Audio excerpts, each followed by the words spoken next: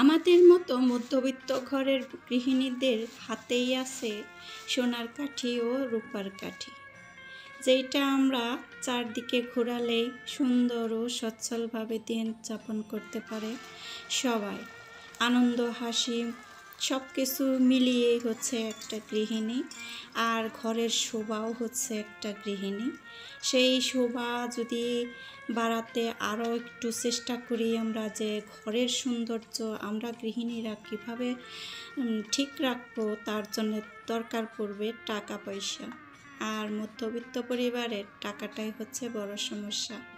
কামাইদার হচ্ছে অল্প স্বল্প ইনকাম, আর সেই টাকায় আমাদের বছরে রেখে দিতে হয় কিছু।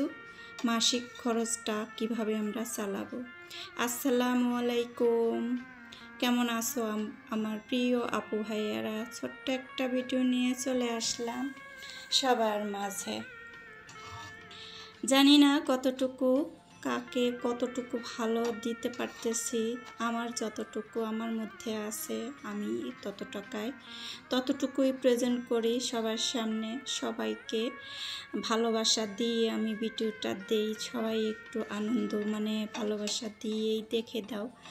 অনেক সাপোর্ট পাইলাম সবার কাছ থেকে, অনেক অনেক ভালোবাসা রইল সবার প্রতি। এই তো সকালবেলার নাস্তায় রুটি আর ডিম ভাজা করে নিলাম। ছেলে যাবে ঢাকায়, অনেক দিন ধরে বাসায় আছে, যায় না এখন পর্যন্ত, ঢাকায় যায় নাই। ওই পরীক্ষা শুরু হয়েছে, এজন্যে চলে যাবে।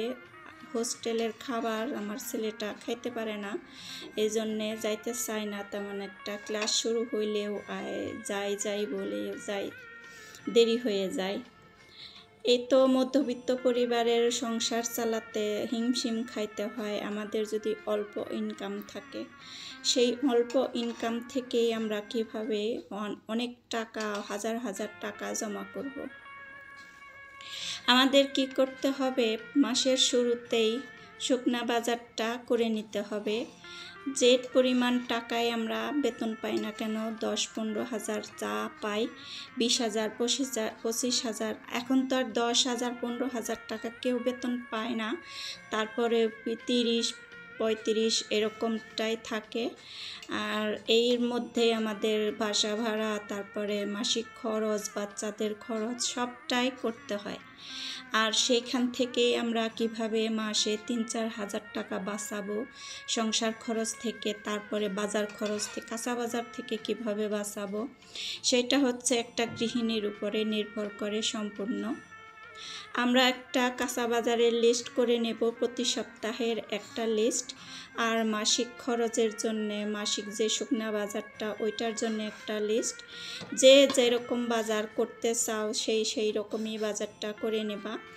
আর অল্প স্বল্প কিনে বারে বারে কেনার চাইতে একটু মাসিকটাই ধরে কিনা ভালো। তাতে মাসের শুরু থেকে কিনলে হয় কি, শেষ পর্যন্ত চলতে পারে। যেরকম করে ডাউল 3-4 রকমের ডাউল কিনতে হয়, লবণ 3-4 কেজি, আর কি 1 মাসে 1 প্যাকেট লবণ দিলে আমার হয়ে যায়। আর কি 2-1 দিন এরকম হয়। 1 থেকে 1.5 প্যাকেট, 1.5 কেজির মতো লবণ লাগবে। আর আটা লাগে 5 কেজির মতো আটা, যদি রুটি খাই আটা। তারপরে এরকম করে আমরা শুকনা বাজারটা 25 কেজির চাউলের বস্তা, যেটা আর কি কম দাম হবে সেইটাই আমরা খাবো। তাহলে কিন্তু দামি চাউল খাইতে গেলে অনেকটা টাকা লেগে যায়। এখন তো কেজিতে তো অনেক দাম হয়ে গেছে, সবটারই অনেক দাম। তার জন্য একটু হিসাব করে চলা ভালো। হিসাব না করলে আমাদের তো উন্নতি আমাদের হবে না, সব টাকা আমাদের খাবার খরচে চলে যাবে, কিছুই রাখতে পারবো না।